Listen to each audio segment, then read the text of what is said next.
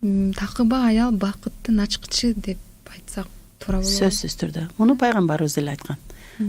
Эркектер үчүн, силер үчүн эң берилген ниматтардын арасынан эң жакшысы бул такыба аял деген да.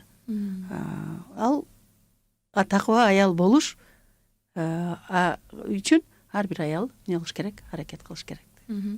Ушундай такыба аялдардан такыба балдар чыгышы толук мүмкүн да. Айтып атпайбызбы, ар бир адам өзүнүн доорунун көпүрөсү деп, биз жашап гана көрсөтөбүз. Такыба үлгү болушубуз керек. Үлгү менен гана көрсөтөбүз. Бир убактыбызда бүтүп баратат окшойт. Бир аалымдын акыркы сөзүн айтайын. Аалым айтат, күнүбүздөгү коомдун алсыздыгы 3 эле нерседен дейт. Эмнеден десе, эң биринчиси дейт, үй бүлөнүн биримдиги жоголду дейт. Бир үйдө жашап атабыз, бирок ар кимибиз ар бөлмөдө, колубузда телефон, ар кандай башка пикирде жашап атабыз. Бул коомду алсыздатат дейт. Экинчиси дейт, илим билимге умтулбай койгон, умтулбаган коом сөзсүз түрдө алсыз болот дейт. Айрыкча мен айтат элем, бир коомдун илим билимге баягы күчтүү болушу үчүн аял заты билимдүү болуш керек. Азыркы күнүбүздө Кытай, Кореянын эң эмеси, көңүл буруп аткан нерсеси ушул болуп атат. Үйдө отурган аялдарды дагы контрагын төлөп мамлекет өзү окутат экен да. Анткени билимдүү аялдан билимдүү бала тарбияланат.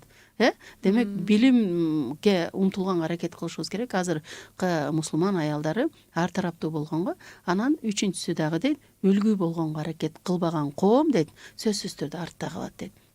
Эгер коомубуз алдыда болушун кааласак, анда энелер дагы коомдун күзгүсү энелер болуп атат. Коомдун тарбиячысы энелер болуп аткандан кийин сөзсүз түрдө азыркы коомдогу аялдарды каалайт элем, мүмкүн болушунча мугалимсизби, күчтүү бир мугалим болуңуз. Врачсызбы, күчтүү бир врач болуңуз. Эч болбоду дегенде күчтүү бир эне болуңуз. Күчтүү бир жубай болууга, үлгү бир жубай, үлгү бир эне болууга аракет кылган болсок, иншалла коомдун келечеги бизде деп атабыз, биздин колубузда деп атабыз. Келечекте коомубуз сөзсүз түрдө күчтүү болору анык. Ал бизден кеткен нерсе. Туура.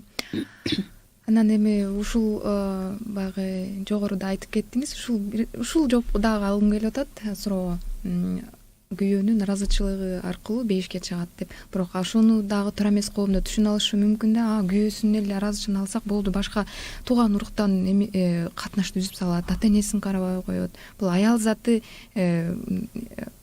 балансты кантип кармап турушубуз керек?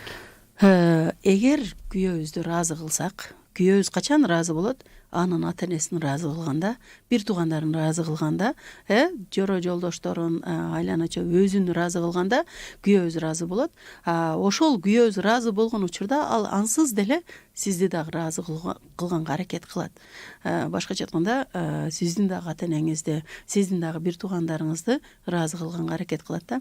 Анан албетте бизде баягы айтканда биз баягы аттарды дагы эки жакка карабаш үчүн көзүнө жандай тосук коюп коет эмеспи? Динди дагы ошондой карап алабыз да. Түп-түз боюнча эле эмне айтылган болсо ошондой жашаш керек деп. Жок, Куранды деле тафсирлегенде көп нерсе чыгат да. Карашыбыз керек, ал жерде ата энебиз бул дүйнөгө келишибизге себепкер болгон нерсе. Куран-ы Керимде уфтагы дебегиле деп атат.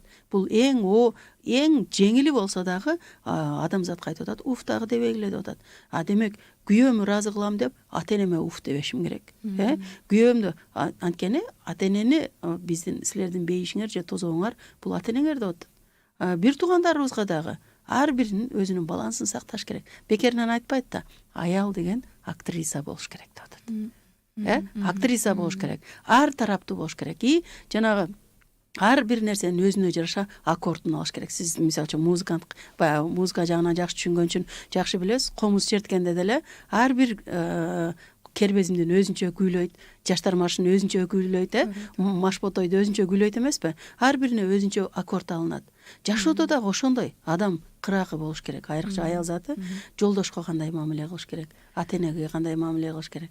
Ишинса бардыгын. Чоң рахмат сизге ушул студиябызга келип убактыңызды бөлүп сонун теманы ачып бердиңиз.